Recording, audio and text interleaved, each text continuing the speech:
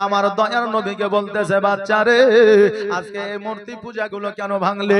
নবী আমার বলছে, শোনো গো, আমি মাত্র 5.5 বছরের বাচ্চা, এত বড় মূর্তি আমি কেমন করে ভাঙতে পারবো? আমার দ্বারা সম্ভব নয়। এই মূর্তি পূজাগুলো নিজেই ভেঙে পড়েছে। কারণ মাটি জানে, আসমান জানে, জমিন জানে, গাছপালা জানে, নদী নালা জানে, সবাই জানে ইনি হলেন আখিরি পয়গম্বর মুহাম্মদুর রাসূলুল্লাহ সাল্লাল্লাহু তাআলা আলাইহি ওয়াসাল্লাম। ওই মূর্তি পূজাও জানে এটাই হলো আমাদের নবী। এই জন্য ওই মূর্তি পূজাগুলো ভেঙে গিয়ে আমার নবীর পদতলে পড়েছে। ওই পুরোহিত বলল, শোনো রে, আজকে তুমি বাচ্চা এই মন্দিরে পূজাগুলো ভাঙতে পারবে না, এটাই আমি জানি, কিন্তু গ্রামে গঞ্জের শহরের মানুষ যখন আসবে আমি জবাব দিতে পারবো না। এই জন্য তোমাকে বন্দী করে রাখলাম, ওই মানুষগুলোর সম্মুখে তোমাকে জবাব দিতে হবে। এইদিকে হালিমা রাদিয়াল্লাহু তাআলা আনহা গোটে গোটে পায়ে আপনার মা হালিমা আমার দয়ার নবীকে যেন খোঁজাখুঁজি করেছে, কারণ নবীকে দেখা যায় না। ওই ঘরের মধ্যে গেলেন, যাওয়ার পরে ওই পুরোহিতকে জিজ্ঞাসা করে, ও ভাই শোনো শোনো, একটা নুরানিময় চেহারা 5.5 বছরের সন্তান, ওই সন্তানটিকে খুঁজে পাওয়া যায় না, তুমি কি তাকে দেখেছো? ওই পুরোহিত বলল, আমি একজনকে বন্দী করে রেখেছি, ওই সন্তানটি কি না একবার তুমি দেখে নাও। আমার হালিমা রাদিয়াল্লাহু তাআলা আনহা যখন কোটি কোটি পায়ে আমার নবীজির সম্মুখে গেলেন, যাওয়ার পরে বলতেছে, পূজারী এটাই হলো আমার সন্তান মুহাম্মদ, অতএব এই সন্তান মূর্তি পূজা ভাঙতে পারে না। পুরোহিত বলল, না না না, এই সন্তানই ভেঙেছে। আমার হালিমা বলল, শোনো রে, এই বাচ্চাটা হলো সত্যবাদী, এই জন্য তাইফবাসীরা তাকে আল আমিন নামে আখ্যায়িত করেছে। জোরে বলেন সুবহানাল্লাহ। আল আমিন নামের অর্থ হলো আপনার সত্যবাদী। আমার নবীজিকে যেন ছাড়তে চায় না। হালিমা বলল, পূজারী ও পুরোহিত শোনো রে, আজকে এই সন্তানটিকে আমি লালন পালন করি, আজকে মক্কায় যদি পৌঁছায় না দিতে পারি, আমি আব্দুল মুত্তালিবকে জবাব দিতে পারবো না। সঙ্গে সঙ্গে পুরোহিত বলতেছে, কি নাম বললে? বলে আব্দুল মুত্তালিব। বলে তার মায়ের নাম কি আমেনা? বলে হ্যাঁ। তার বাপের নাম কি আব্দুল্লাহ? বলে হ্যাঁ। তার বাড়ি কি মক্কা নগরে? বলে হ্যাঁ। বলে আপনি কি করে জানলেন? বললে, হালিমা রে, আমি তাওরাত ইনজিল জুবুরে পড়েছিলাম, আখেরি পয়গম্বর এই জায়গায় আসবে, এই জন্য আমি পূজারী হইয়া এই জায়গাতে উপস্থিত আছি। আসলে মূর্তি পূজা করার জন্য নয়, নবী যখন আসবে আমি তার হাতে হাত দিয়া কালেমা পড়ে মুসলমান হয়ে যাব, এই জন্য এই জায়গায় আমি বসে আছি। আমার নবীজিকে যায় বলে, হুজুর গো, আমার বড় বেয়াদবি হয়ে গেছে, আমি জানতে পারি নাই, বুঝতে পারি না, অতএব আমাকে ক্ষমা করে দিয়ে আমাকে আপনি কালেমা খানি পড়াইয়া নেন। হালিমা বললে, এখনো তো কালেমা শুরু করে না। ওই আপনার পুরোহিত বলল, শোনো গো, আজকে নবীজি যখন কালেমা দাওয়াত দিবে, ও ততক্ষণ হয়তো আমি বেঁচে থাকবো কিনা কোনো গ্যারান্টি নাই, এই জন্য আমি মুনাফিক হয়ে মারা যেতে চাই না, কাফের হয়ে মারা যেতে চাই না, একজন মুমিন হয়ে জগতের মধ্য থেকে বিদায় নিতে চাই। জোরে বলেন সুবহানাল্লাহ। নবী আমার ওই পুরোহিতের হাত কানায় হাত দিয়া কালেমা তাইয়্যিব পড়ান, লা ইলাহা ইল্লাল্লাহু মুহাম্মাদুর রাসূলুল্লাহ সাল্লাল্লাহু তাআলা আলাইহি ওয়াসাল্লাম কালেমা খানি পড়ে আপনার মুসলমান বায়না নিলে। এবার আপনার এই জায়গা প্রশ্ন অনেকেই করবে, অনেকেই করতে পারে, নবী আমার 40 বছর বয়সে নবুয়ত প্রাপ্ত হয়েছে, তখন ইসলামের প্রচার প্রসার করেছে, তার আগে কি ইসলাম প্রচার প্রসার করেছে? নবীজি আমার বাচ্চা থেকে ইসলামের দাওয়াত দেওয়া শুরু করে দিয়েছে। জোরে বলেন সুবহানাল্লাহ। কারণ মক্কাবাসীরা নয়, মদিনাবাসী আরববাসীরা জানতো, তাওরাত ইনজিল জুবুরে পড়েছিল, আব্দুল্লাহর ঘরে একটা সন্তান আসবে, মা আমিনার ঘরে একটা সন্তান আসবে, যে ইসলামের প্রচার ও প্রসার করবে। এই জন্য আমার নবীজির চারিদিকে দুশমনে দুশমন ছিল। জোরে বলেন সুবহানাল্লাহ। নবী 40 বছর বয়সে নবুয়ত প্রাপ্ত হয়েছে ঠিকই, কিন্তু নবী আমার আগেরও নবী ছিলেন, আপনার শেষেও নবী ছিলেন। জোরে বলেন সুবহানাল্লাহ। ওই নবীজি আপনার কালেমা পড়া মুসলমান বানায় নিলেন। মা হালিমা রাদিয়াল্লাহু তাআলা আনহাকে সঙ্গে করে নিয়ে জানো আপনার মক্কার মধ্যে পৌঁছে গেলেন। মা আমিনা রাদিয়াল্লাহু তাআলা আনহার কাছে উঠে দিলেন, আমিনা তোমার সন্তানকে আমি নিয়ে আসলাম, তোমাকে উপহার দিয়ে দিলাম, তোমার হাওলাতে লাগিয়ে দিলাম। অতএব আমিনা যদি কোনো প্রয়োজন হয়, যদি কোনোদিন মুহাম্মদকে আমার বাড়িতে পাঠাও, আমাকে একবার খবর দিয়ে দিবে, আমি নিজে আমার মুহাম্মদকে সঙ্গে করে নিয়ে যাব, আমি পুনরায় লালন পালন করে দিব। কারণ হইল ভালো জিনিসের গুণ যারা পাবে তারা খারাপ কখনো নিবে না, নিবে না। কারণ আমার নবীজিকে যখনই পাঠাইতেন হালিমার বাড়িতে, তখনই হালিমা অ্যাকসেপ্ট করতেন। কারণ হালিমার বাড়িতে যখন আমার নবী গিয়েছিলেন, হালিমার বাড়িতে আল্লাহ রহমত বর্ষিত করেছিলেন, খেজুরের গাছে খেজুর ধরেছিল, ছাগল বকরিতে দুগ্ধ দিতে আরম্ভ করেছিল, হালিমার অসুস্থতা দূর হয়ে গিয়েছিল, হালিমার বাড়িতে বরকত হয়েছিল। এত কিছু সাবসিডি যদি পায়, তবে বলে কে এমন আছে জগতের মধ্যে যে আমার নবীকে নিবে না? হালিমা বলল, আমি না, যদি কোনোদিন প্রয়োজন হয়, যদি কোনোদিন দরকার হয়, আমাকে বলবে, আমি নবীকে নিয়ে গিয়ে লালন পালন করে দিব, কোন রকমের অসুবিধা হবে না। আমার আমিনা রাদিয়াল্লাহু তাআলা আনহা বললে, হালিমা বোন রে, আজকে 6 বছর পরে, 5 বছর পরে আমার কলিজার টুকরাকে আমি আবার পুনরায় আমার বুকে পেয়েছি। অতএব এখন আর আমার নবীকে কোথাও পাঠাবো না।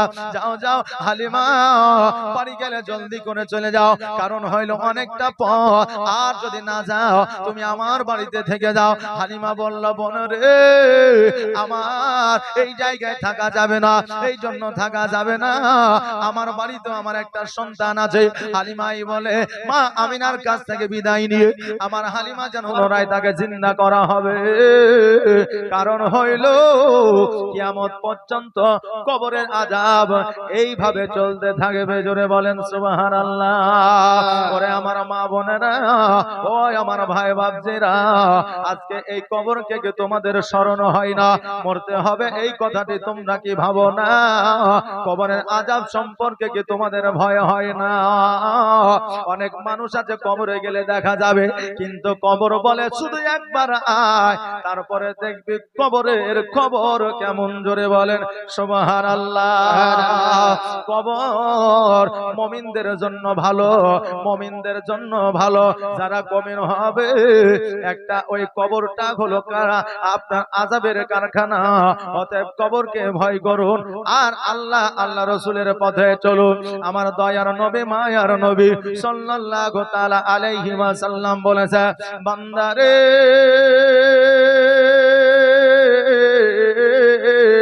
পৃথিবীর মধ্যে, জগতের মধ্যে যদি আমার উম্মতি প্রতিদিন প্রতিনিয়ত একবার নয়, 2 বার নয়, 4 বার নয়, 5 বার নয়, 70 বার করে মরণকে স্মরণ করে, আমার আল্লাহ তাবারক তাআলা কাল কিয়ামতের দিনে ওই বান্দাকে শহীদের দরওয়াজা দান করে।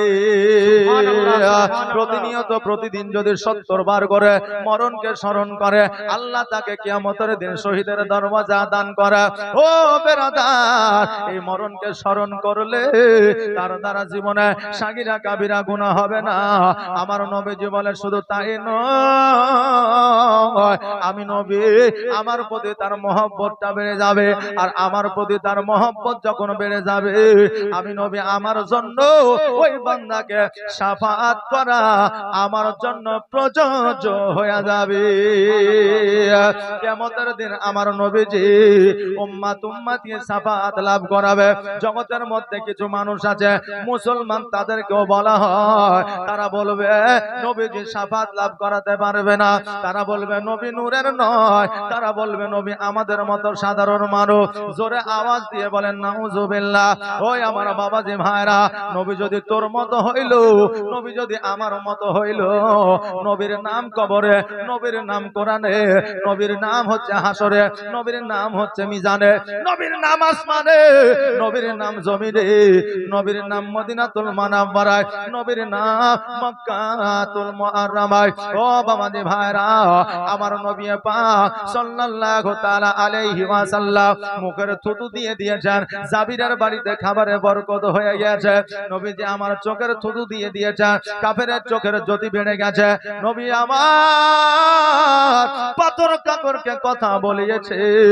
নবী আমার মা ফাতেমার বাড়িতে জান্নাতের খাবারের ব্যবস্থা করে দিয়েছে। আজকে যারা বলে নবী আমার মতো ছিল, তার কথা তার নিজের ভাই শোনে না। নিজের ভাই তো দূরের কথা, স্ত্রী পর্যন্ত শুনে না। আর ওই বলে নবী আমার মতো ছিল। ইয়ার মতো বেয়াদব জগতের মধ্যে আর দ্বিতীয় খুঁজে পাওয়া যাবে না। যার কথা নিজের বিবি শোনে না, ওই আমার বলে নবী আমার মতো ছিল। আচ্ছা বলেন, এর মতো বেয়াদব জগৎ আর খুঁজে পাওয়া যাবে? যাবে না। নবী আমার আলা, নবীর সাথে কারো তুলনা হবে না। এই জন্য কই বলছে আমার সোনার মদিনা, প্রাণের মদিনা, সব ভুলিব কিন্তু তোমায় ভুলতে পারি না। সব ভুলিব কিন্তু তোমায় ভুলতে পারি না। ভুলিনি, ভুলবো না, ভুলতে পারি না। সব ভুলিব কিন্তু তোমায় ভুলতে পারি না। ইয়াসরিব নামে তুমি ছিলে অলক্ষণের দেশ, বড়ই মারা তো খুঁজেছিল আমার, বড়ই মারা তো খুঁজেছিল তোমার পরিবেশ। ইয়াসরিব নামে তুমি ছিলে অলক্ষণের দেশ, বড়ই মারা তো খুঁজেছিল তোমার পরিবেশ। নবীর ছোঁয়া লেগে তুমি সোনার মদিনা, নবীর ছোঁয়া লেগে তুমি সোনার মদিনা। সব ভুলিব কিন্তু তোমায় ভুলতে পারি না। আমার সোনার মদিনা, আমার প্রাণের মদিনা, সব ভুলিব কিন্তু তোমায় ভুলতে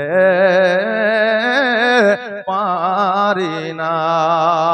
আল্লাহুম্মা সাল্লি সাইয়্যিদিনা মাওলানা মুহাম্মদ ওয়া আলা আলি সাইয়্যিদিনা মাওলানা মুহাম্মদ। যেই নবীজি আমাদেরকে কিয়ামতের দিনে শাফাআত লাভ করাবে, যারা বলে নবী শাফাআত লাভ করাতে পারবে না, ও বাবারা শুনে নাও, শুনে নাও। যেই বান্দা, যেই উম্মতি ঘোষণা হয়ে যাবে তারা জাহান্নামের মধ্যে যাবে, তাদেরকে জাহান্নামে নিক্ষেপ করা হবে। ওই উম্মতি সকল পয়গম্বরের কাছে যাবে, হযরতে আদম আলাইহিস সালামের কাছে যাবে। আদম আলাইহিস সালাম বলবে জান্নাতে নিয়ে যাওয়ার জান্নাতে নিয়ে যাওয়ার জন্য আমি আদম আলাইহিস সালাম আমার দ্বারা হবে না। হযরতে মুসা আলাইহিস সালামের কাছে যাবে, উনিও বলবেন আমার দ্বারা হবে না। ইব্রাহিম আলাইহিস সালামের কাছে যাবে, উনিও বলবে আমিও পারবো না। হযরতে মুসা, হযরতে ইসমাঈল আলাইহিস সালামের কাছে যাবে, উনিও বলবেন আমার দ্বারা সম্ভব না।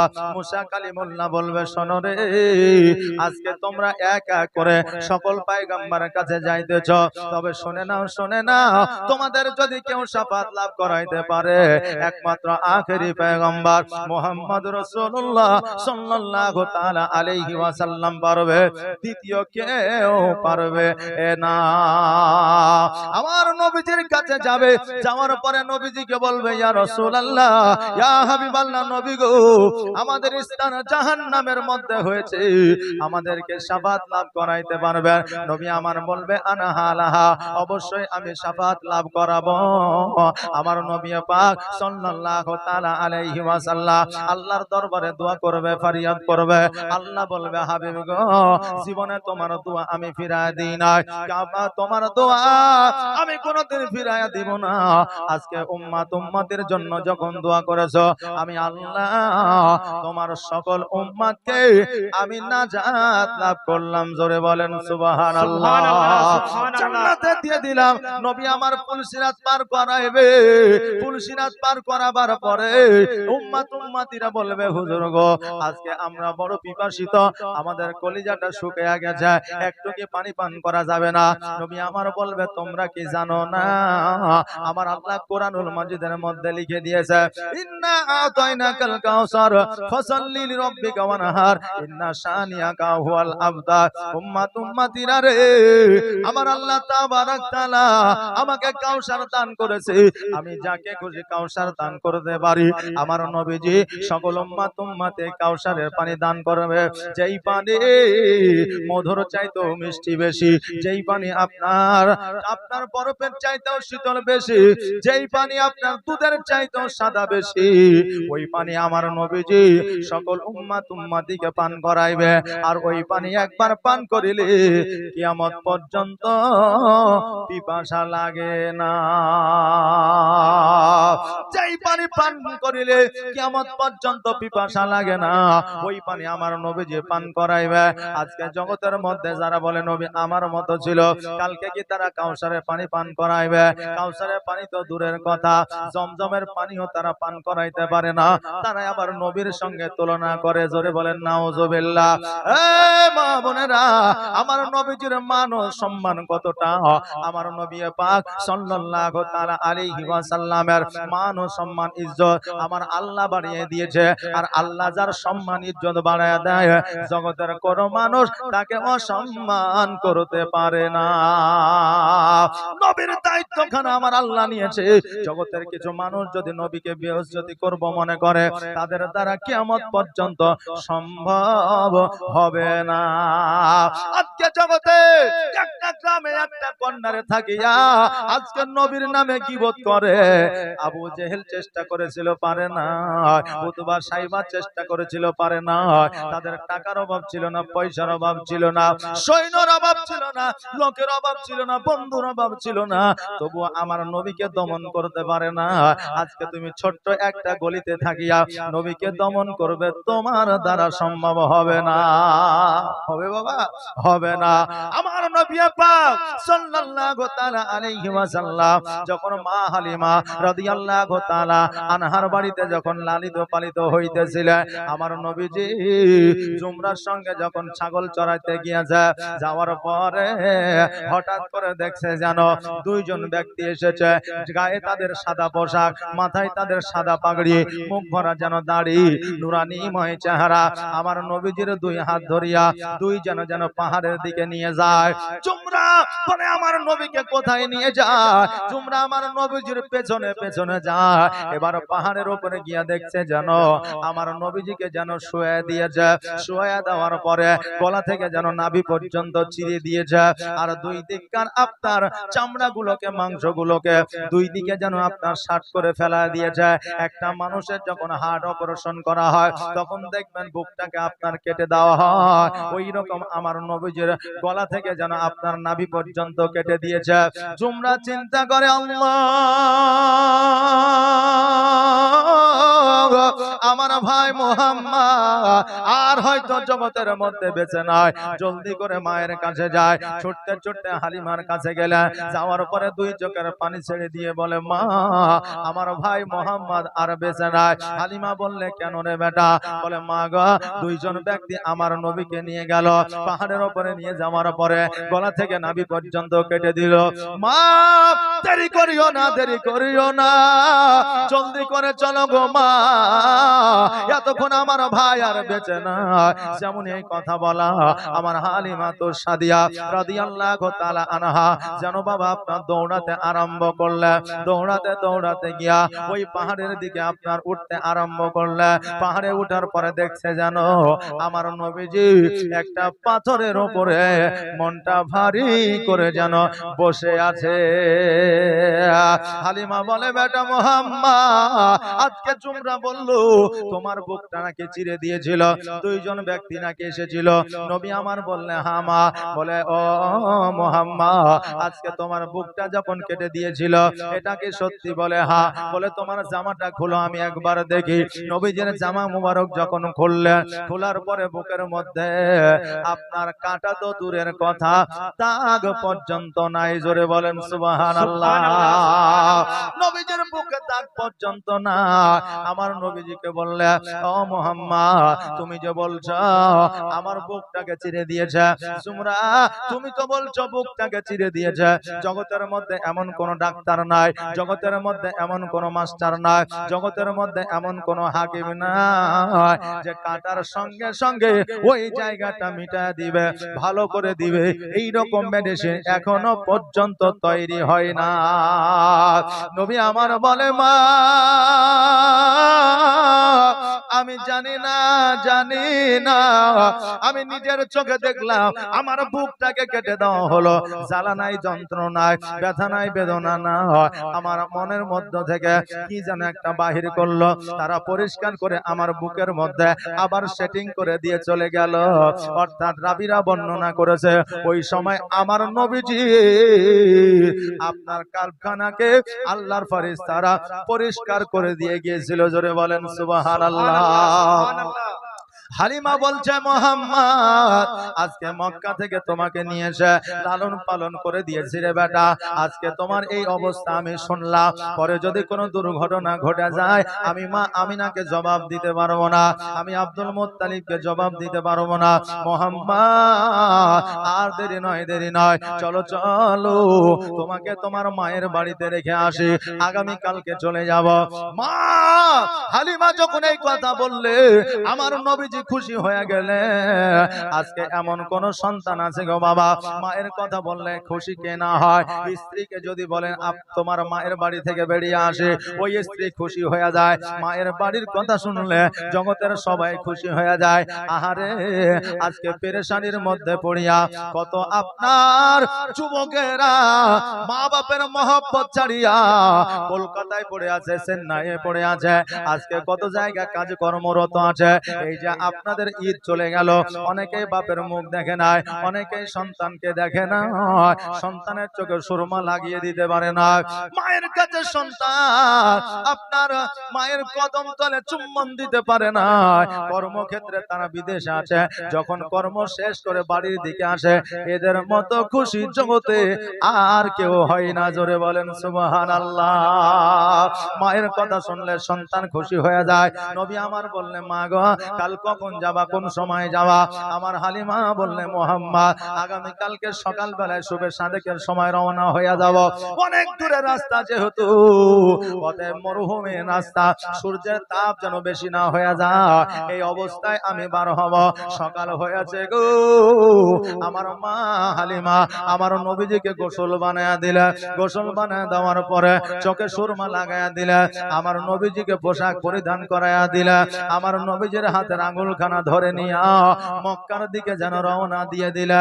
মরুভূমির বালিতে চলতে আরম্ভ করলো। এবার যখন মধ্যপথে আগিয়ে গিয়েছে, সারা রাস্তা ফাঁকা, আপনার সারা রাস্তা খালি, শুধুই মরুভূমি আর মরুভূমি।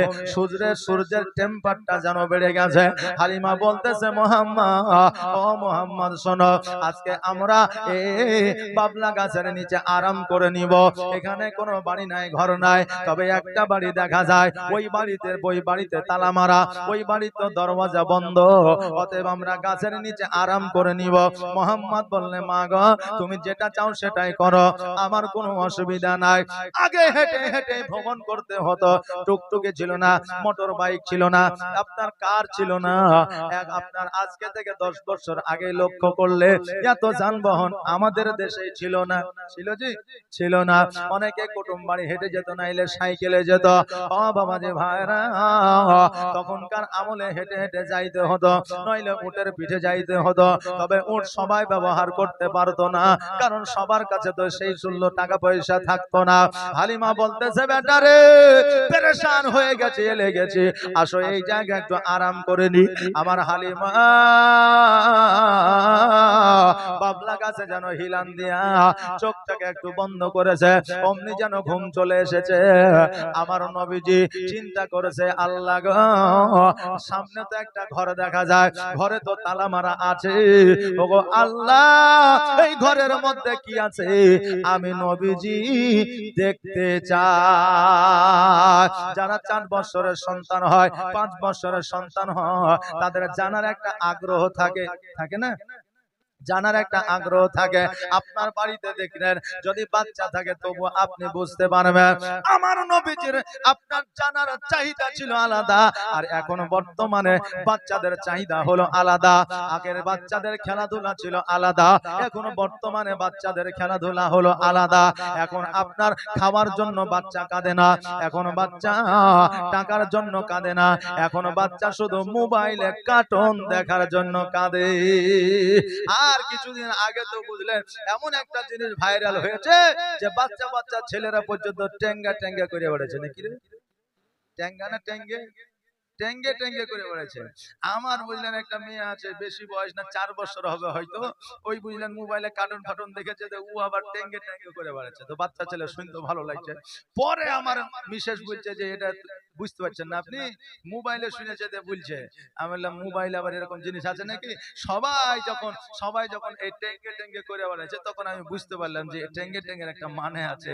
এবার মোবাইলে যখন সার্চ করে দেখছি যে আফ্রিকান একটা ফুটবলের মতো মাথা লিয়া চোখ দুটাকে বাহির করে দেয়া, আপনার মুখটাকে কেঁচা সাপের মতো করে দিয়া টেঙ্গে টেঙ্গে করে চলে। আচ্ছা ব্যাপার, ওই আবার কোরআনের হাফেজ, ওই আবার কোরআনের হাফেজ, সূরা ফাতিহা পড়ছে, সূরা ইখলাস পড়ছে, সূরা নাস পড়ছে। আর আমাদের ছেলেরা শুনতে আমাদের ওই দেখালিয়া ব্যস্ত আছে। বুড়া মানুষ পর্যন্ত আপনার মোবাইলে গান শুনে আর মিউজিক দেখে, আর বুঝলেন টিভি দেখে, কত রকম গল্প গুজব করে, কিন্তু এই ইবাদতের দিকে লক্ষ্য নাই। 60 বছর পার হয়ে গেছে, এখন বুঝলেন 60-70 বছর পার হয়ে গেল, ছেলেদের কাছে বলছে মোবাইল দে, নিজে তো মানে কিনতে পারছে না, ছেলেদের বলছে একটা মোবাইল দিস। মোবাইল বুঝলেন ছেলে দিয়েছে, তবু আবার লুঙ্গির তলে জাঙ্ঘার পকেটে ভরে রাখছে, যদি পড়ে যায় হারিয়ে যায়। এক বুড়িয়া বুঝলেন ওই তল পকেটে আপনার মোবাইল ভরে নিয়েছে আর লুঙ্গি পিঁধে আছে বুঝলেন, আর ট্রেনে কিন্তু চলে এসেছে, ট্রেনে চলে এসে। আর মোবাইলের রিংটোন বুঝলেন এক একজনেতে এক এক রকম ভাবে সেটিং থাকে নাকি? হ্যাঁ, কারো গজাল, কারো নাচ, কারো মিউজিক, কারো গান, হ্যাঁ, কারো আবার কত রকম থাকে, কারো মেসেজ এলো ওই ওই করছে। আরে এটা আবার কি হলো রে? তুই এটা মেসেজ এলো হুজুর, মানে কালকে জাল চালিয়ে এসেছিলাম মালদা এক ছাত্রকে, তো মোবাইলে ওই ওই করছে, এরকম করছে কেন? তুই যে মেসেজ এলো, বুঝতে পারলেন না? তো এক একজনের এক এক রকম রিংটোন। ও বুঝলেন এই লুঙ্গির তলে হাফ প্যান্টের পকেটে মোবাইল ভরে রেখেছে, আর চট করে ফোন এসেছে, তো ফোনে বাজছে যে ফোনে বাজছে যে বলছে যে আমি কবে জোয়ান হব, যে জব হাম জাবা হোঙ্গে, এরকম একটা গান আছে বুঝলেন। হ্যাঁ, তো বলছে যে আমি কবে জোয়ান হব, ফোন এসছে, আর যেমনই ফোনের রিংটোন শুরু হয়েছে তেমনি বুঝলেন আপনার গান চালু হয়ে গেছে, বুঝতে পারলেন না? গান চালু হয়ে গেছে যে জব হাম জাবা হোঙ্গে। তো লোকে বলছে তুই আর জোয়ান কবে হবি? তো জোয়ান থেকে তো বুড়া হলি, দেখি বলে। হ্যাঁ, তা আমাদের বুড়া মানুষ এখন মোবাইল দেখছে, তো মোবাইলে এমন সেটিং আছে যে ওকে দেখে মনে হবে না যে ও বুড়া মানুষ, কথা বুঝলেন? অতএব সঠিক পথে আসুন, সত্য পথে আসুন, নিজের জীবনকে পরিবর্তন করুন। পরিবর্তন করাটাই হলো আমাদের জীবনটা পরিবর্তন করতে পারলে আমরা সাকসেস। মাস্টার ডাক্তার হলেই আমরা সাকসেস নই। আল্লাহ যেন সে তৌফিক দান করে, সকলে বলেন আমিন। মহিদুল ইসলাম 500 টাকা দান করেছে, আল্লাহ যেন দানকে কবুল করে, সকলে বলেন আমিন সুম্মা আমিন। বাবাজি ভাইরা, তখনকার বাচ্চাদের খেলাধুলা ছিল আলাদা, এখনকার বাচ্চাদের খেলাধুলা হলো আলাদা। তখনকার বাচ্চাদের চাহিদা ছিল আলাদা, এখনকার বাচ্চাদের চাহিদা হলো আলাদা। আমার দয়ার নবী, মায়ার নবী সাল্লাল্লাহু তাআলা আলাইহি ওয়াসাল্লাম গুটি গুটি পায়ে ওই দরওয়াজার সম্মুখে গেল। যাওয়ার পরে দরওয়াজাটা যেমনই ছেড়েছে, অমনি যেন বাবা ওই ঘরের মধ্যে মূর্তি পূজা ছিল, সমস্ত মূর্তি পূজা আমার নবীজির কদম তলে পড়েছে। জোরে বলেন সুবহানাল্লাহ। পূজারি পুরোহিত পার হয়ে আসিয়া ওই আমার দয়ার নবীকে বলতেছে, বাচ্চা রে আজকে এই মূর্তি পূজাগুলো কেন ভাঙলে? নবী আমার বলছে, শোনো গো, আমি মাত্র 5.5 বছরের বাচ্চা, এত বড় মূর্তি আমি কেমন করে ভাঙতে পারবো? আমার দ্বারা সম্ভব নয়। এই মূর্তি পূজাগুলো নিজেই ভেঙে পড়েছে। কারণ মাটি জানে, আসমান জানে, জমিন জানে, গাছপালা জানে, নদী নালা জানে, সবাই জানে ইনি হলেন আখিরি পয়গম্বর মুহাম্মদুর রাসূলুল্লাহ সাল্লাল্লাহু তাআলা আলাইহি ওয়াসাল্লাম। ওই মূর্তি পূজাও জানে এটাই হলো আমাদের নবী। এই জন্য ওই মূর্তি পূজাগুলো ভেঙে গিয়ে আমার নবীর পদতলে পড়েছে। ওই পুরোহিত বলল, শোনো রে, আজকে তুমি বাচ্চা এই মন্দিরে পূজাগুলো ভাঙতে পারবে না, এটাই আমি জানি, কিন্তু গ্রামে গঞ্জের শহরের মানুষ যখন আসবে আমি জবাব দিতে পারবো না, এই জন্য তোমাকে বন্দী করে রাখলাম। ওই মানুষগুলোর সম্মুখে তোমাকে জবাব দিতে হবে। এইদিকে হালিমা রাদিয়াল্লাহু তাআলা আনহা গোটে গোটে পায়ে আপনার মা হালিমা আমার দয়ার নবীকে যেন খোঁজাখুঁজি করেছে, কারণ নবীকে দেখা যায় না। ওই ঘরের মধ্যে গেলেন, যাওয়ার পরে ওই পুরোহিতকে জিজ্ঞাসা করে, ও ভাই শোনো শোনো, একটা নুরানিময় চেহারা 5.5 বছরের সন্তান, ওই সন্তানটিকে খুঁজে পাওয়া যায় না, তুমি কি তাকে দেখেছো? ওই পুরোহিত বলল, আমি একজনকে বন্দী করে রেখেছি, ওই সন্তানটি কি না একবার তুমি দেখে নাও। আমার হালিমা রাদিয়াল্লাহু তাআলা আনহা যখন কোটি কোটি ভাই আমার নবীজির সম্মুখে গেলেন, যাওয়ার পরে বলতেছে, পূজারি এটাই হলো আমার সন্তান মুহাম্মদ, অতএব এই সন্তান মূর্তি পূজা ভাঙতে পারে না। পুরোহিত বলল, না না না, এই সন্তানই ভেঙেছে। আমার হালিমা বলল, শোনো রে, এই বাচ্চাটা হলো সত্যবাদী, এই জন্য তাইফবাসীরা তাকে আল আমিন নামে আখ্যায়িত করেছে। জোরে বলেন সুবহানাল্লাহ। আল আমিন নামের অর্থ হলো আপনার সত্যবাদী। আমার নবীজিকে যেন ছাড়তে চায় না। হালিমা বলল, পূজারি ও পুরোহিত শোনো রে, আজকে এই সন্তানটিকে আমি লালন পালন করি, আজকে মক্কায় যদি পৌঁছায় না দিতে পারি, আমি আব্দুল মুত্তালিবকে জবাব দিতে পারবো না। সঙ্গে সঙ্গে পুরোহিত বলতে যায়, কি নাম বললে? বলে আব্দুল মুত্তালিব। বলে তার মায়ের নাম কি আমেনা? বলে হ্যাঁ। তার বাপের নাম কি? আব্দুল্লাহ। বলে হ্যাঁ। তার বাড়ি কি মক্কা নগরে? বলে হ্যাঁ। বলে আপনি কি করে জানলেন? বললে, হালিমা রে, আমি তাওরাত ইনজিল জুবুরে পড়েছিলাম, আখেরি পয়গম্বর এই জায়গায় আসবে, এই জন্য আমি পূজারি হইয়া এই জায়গাতে উপস্থিত আছি। আসলে মূর্তি পূজা করার জন্য নয়, নবী যখন আসবে আমি তার হাতে হাত দিয়া কালেমা পড়ে মুসলমান হয়ে যাব, এই জন্য এই জায়গায় আমি বসে আছি। আমার নবীজিকে যায় বলে, হুজুর গো, আমার বড় বেয়াদবি হয়ে গেছে, আমি জানতে পারি নাই, বুঝতে পারি না, অতএব আমাকে ক্ষমা করে দিয়ে আমাকে আপনি কালেমা খানি পড়াইয়া নেন। হালিমা বলল, এখনো তো কালেমা শুরু করে না। ওই আপনার পুরোহিত বলল, শোনো গো, আজকে নবীজি যখন কালেমা দাওয়াত দিবে, ততক্ষণ হয়তো আমি বেঁচে থাকবো কিনা কোনো গ্যারান্টি নাই, এই জন্য আমি মুনাফিক হয়ে মারা যেতে চাই না, কাফের হয়ে মারা যেতে চাই না, একজন মুমিন হয়ে জগতের মধ্য থেকে বিদায় নিতে চাই। জোরে বলেন সুবহানাল্লাহ। নবী আমার ওই পুরোহিতের হাত কানায় হাত দিয়া কালেমা তাইয়্যিব পড়ান, লা ইলাহা ইল্লাল্লাহু মুহাম্মাদুর রাসূলুল্লাহ সাল্লাল্লাহু তাআলা আলাইহি ওয়াসাল্লাম কালেমা খানি পড়ে আপনার মুসলমান বায়না নিলে, এবার আপনার এই জায়গা প্রশ্ন অনেকেই করবে, অনেকেই করতে পারে, নবী আমার 40 বছর বয়সে নবুয়ত প্রাপ্ত হয়েছে, তখন ইসলামের প্রচার প্রসার করেছে, তার আগে কি ইসলাম প্রচার প্রসার করেছে? নবীজি আমার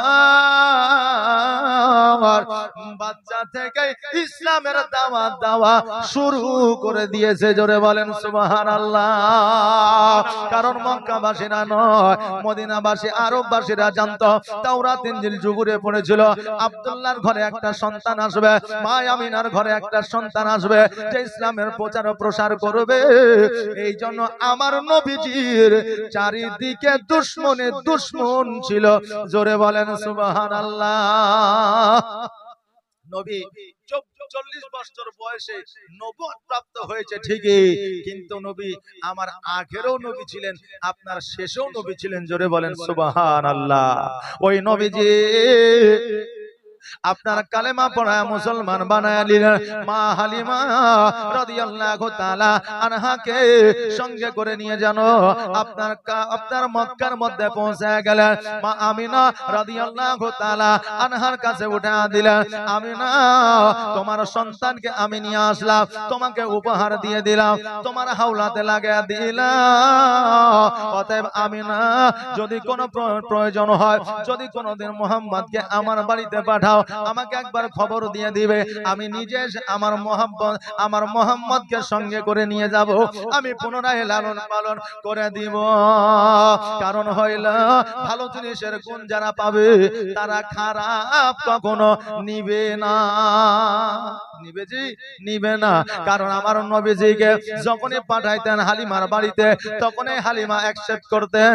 কারণ হালিমার বাড়িতে যখন আমার নবী গিয়েছিলেন, হালিমার বাড়িতে আল্লাহ রহমত বর্ষিত করেছিলেন, খেজুর গাছে খেজুর ধরেছিল, ছাগল বকরিতে দুগ্ধ দিতে আরম্ভ করেছিল, হালিমার অসুস্থতা দূর হয়ে গিয়েছিল, হালিমার বাড়িতে বরকত হয়েছিল।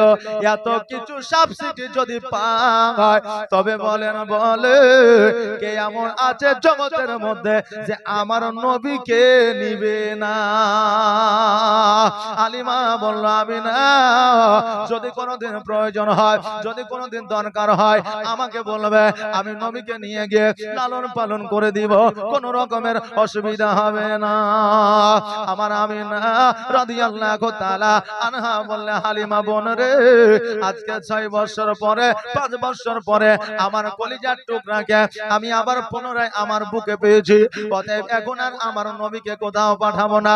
যাও যাও হালিমা, বাড়ি গেলে জলদি করে চলে যাও, কারণ হইল অনেকটা পথ, আর যদি না যাও তুমি আমার বাড়িতে থেকে যাও। হালিমা বলল, বোন রে, আমার এই জায়গায় থাকা যাবে না, এই জন্য থাকা যাবে না, আমার বাড়িতে আমার একটা সন্তান আছে। হালিমাই বলে, মা আমিনার কাছ থেকে বিদায় নিয়ে আমার হালিমা